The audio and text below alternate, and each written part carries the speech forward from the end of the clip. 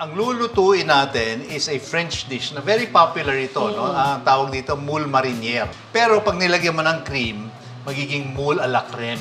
Yan ang gagawin natin ngayon. Moule is mussels or tahong. Yes. Diba? In other words. Tapos sa France, sa Paris, I'm sure you've been to Europe, di ba? Kinakain ito with French fries. French fries. Or baguette, di ba? Baguette. Naku, laki na haba ng ating baguette, oh. Isang metro. Yeah. So anyway, ito yung ingredients ng ating moule à la crème. Mussels, white cooking wine, water, onions, salted butter, salt, pepper, parsley, cream, chicken powder. Okay, ayan na yung ating mga ingredients. Ready to cook na tayo. Lagay mo na lahat, Chris. Mainit Tubig yata muna. yan, mainit. Mainit ba? Okay, ayan. Tubig. Lagyan natin ng may tubig. Ito. May tubig. Ayan lang, ganun konting kakonti tubig lang eh. Yeah, tubig. Lagay mo yung, lagay natin yung cooking wine natin. Siguro kalahati nito. Cooking wine. Kailangan, no, essential yan para sa aroma. Importante yan. Okay. Okay, konti pa.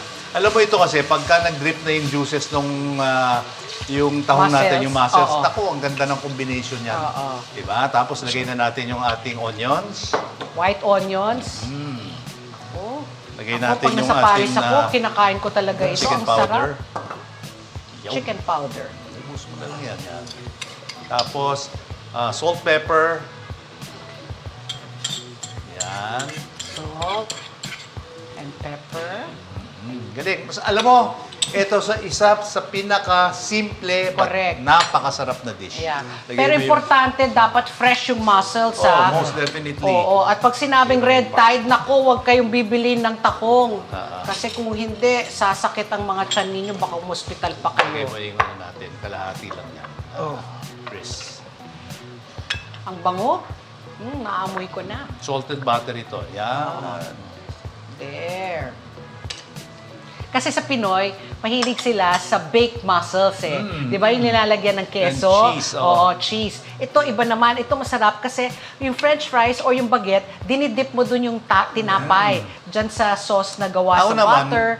At sa akin kasi gusto ko lalo wine. na pag sariwa yung tahong. Oo. Masarap malasahan niya eh. Pag nilagyan mo ng cheese, ako para sa akin natatapon. Nawawala yung flavor. Pero masarap minsan-minsan. Oh, yeah.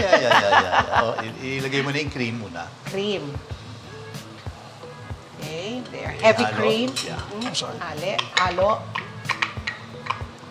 Yan. Gusto ko lang makita natin eh, no? There you go. Oh, halo. Halo.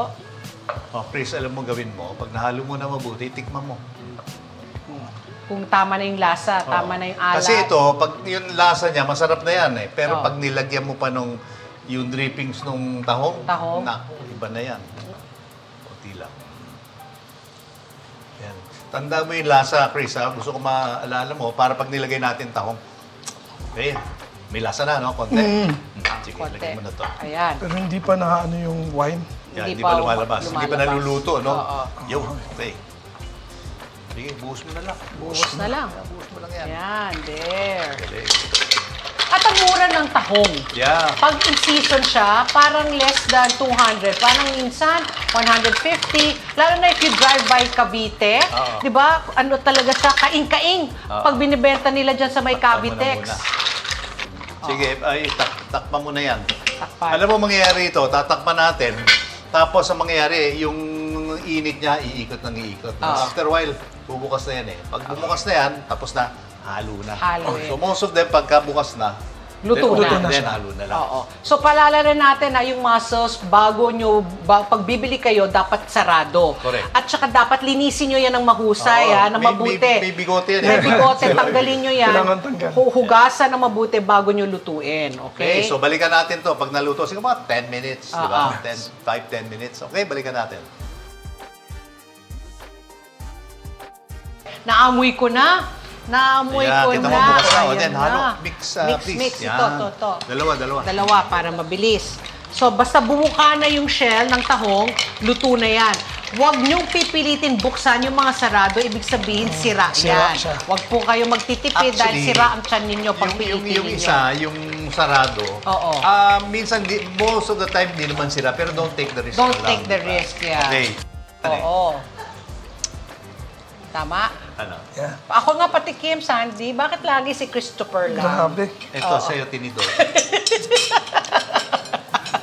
Gusto ko matikman. Ay, banana. Ito na-imagine ko na dinidip ko yung crusty bread, di ba? Pag inano mo na, pag nireduce mo, tapos lagyan mo ng pasta, pwede na rin. Ayun, Pasta. exactly. Di ba? Oo, with clams.